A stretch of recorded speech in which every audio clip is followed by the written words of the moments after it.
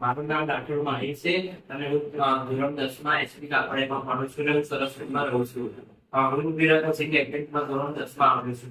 ધોરણ 9 માં હું બીજું ક્યાંય ભણતો અને ત્યાં મારું ગણિત, વિજ્ઞાન અને ઇંગ્લિશ ત્રણેય વસ્તુ થોડી લો હતી. મને કંઈ ખાસ આવડતું નતું. પણ જ્યારે મેં ધોરણ 10 માં વિરાટ કોચિંગ એકેડમીમાં એડમિશન લીધું ત્યારથી મારો કાર્તિક સર અને યોગેશ સરે મને એટલું બધું મોટિવેશન અને સ્કૂલના ભરવાડ સરે એટલું બધું મોટિવેશન આપ્યું કે ધોરણ 10 માં એસબી પ્રિલિમ્સ એક્ઝામમાં મારે 85% હતા અને આ બધું જ વિરાટ કોચિંગ એકેડમીના કારણે થયું છે.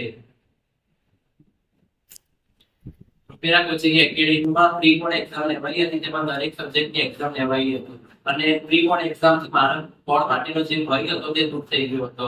જેમાં યોગેશ સરે જે મેથ્સ પેપર આપ્યા હતા તેમાંથી 80 માંથી 74 માર્ક્સ પૂછાયું હતું અને સાયન્સમાં 56 માંથી 51 માર્ક્સ પૂછાયું હતું. તેના લીધે મને ભણવામાં ખૂબ જ ફાયદો થયો છે અને તેના માટે યોગેશ સરનો ખૂબ જ આભાર માનું છું. પાઠશાળાના ટ્યુશનમાં યોગેશ સરના કારણે એટલું બધું મોટિવેશન મળ્યું હતું કે મને ભણવામાં સહેજ પણ બીક લાગ્યા વગર યોગેશ સરે જે સમજાવ્યું તે આપણે દરેક વસ્તુ યાદ રાખીને લખ્યું હતું. તેથી મને ભણવામાં બહુ જ ફાયદો થયો હતો. બોર્ડની એક્ઝામમાં જે હું પેપર લખતો હતો ત્યારે મને યોગેશ સરે જે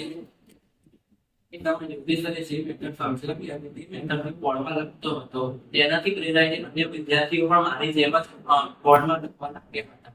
અને યોગેશ સરે જે સ્પાઇરલ આપી હતી, એમના જે હસ્તલિખિત સ્પાઇરલ હતી તેને પણ મને બોર્ડ એક્ઝામ માટે પ્રેરિત કર્યો હતો.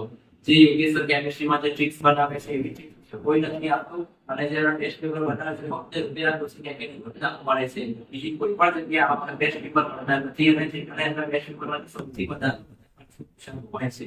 તેથી તમે બધા વિરાટ કોચિંગ એકેડમીમાં જોડાઓ અને તેમને સાથ સહકાર અપાવો. જો તમે તમારા ભવિષ્યને ઉજ્જવળ બનાવવા માંગતા હોય અને તમારી કારકિર્દીને આગળ વધારવા માંગતા હોય તો તમે વિરાટ કોચિંગ એકેડમીમાં કાર્તિક સરનો જરૂરથી સંપર્ક કરજો અથવા મુલાકાત લેવા આવવાનો નમ્ર વિનંતી.